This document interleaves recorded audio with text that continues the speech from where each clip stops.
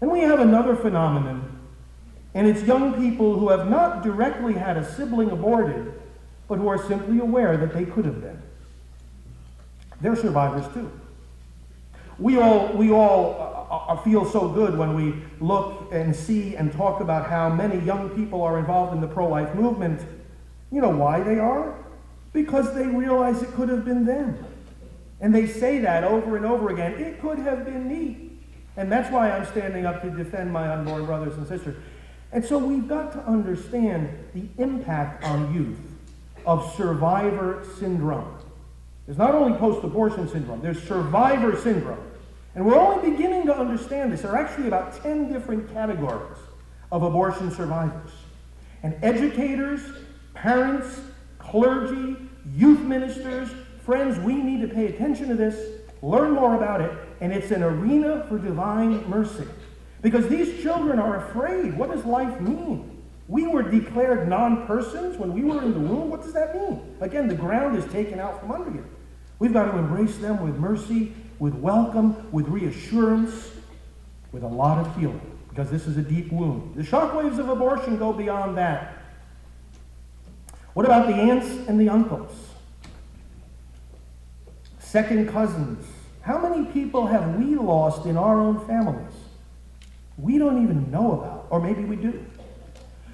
Friends, what I'm saying here is that those who have these losses need to grieve the losses. One of the key elements of healing someone who has had an abortion, in fact, the heart and the core of the healing, is to help them appropriately grieve the loss. If you lose a friend or a loved one, you can't just say, well, you know, that's life. Their life is over. I'm going to miss them. Let me get on with my life. That's not the way it works. We have to take time and undergo the process of grieving, which is an appropriate saying goodbye, an appropriate letting go in the context of faith and the human assurances that we have by our solidarity with one another. And there's a lot to this. But if society tells us there's no reason to grieve because that wasn't a person in the first place, or because, well, yes, it was a death, it was a killing, but it was legal, so you really don't have anything to grieve. It was a choice, so why are you sad? If those myths take hold in our minds and hearts, it blocks healing.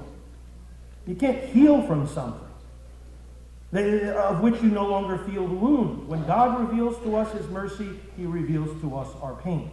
He reveals to us our woundedness, and therefore we can cry out for that mercy all the more.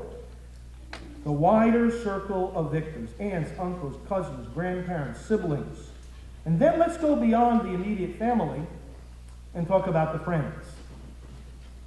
You know the advertisement, friends don't let friends drive drunk, and we say friends don't let friends get abortions.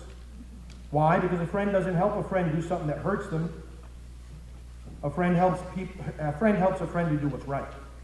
But friends often help friends to get abortions, and they don't only share the guilt, they share the wound.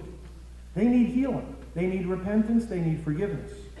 And in these gatherings now, we're having the mom there with the dad, with the sibling, and then we're having the friends come alongside and say, I regret encouraging abortion. Now you see the kaleidoscope start to take shape. You see the collage. You see the image of healing and mercy, embracing the whole family, embracing the whole society, and then next to the friends,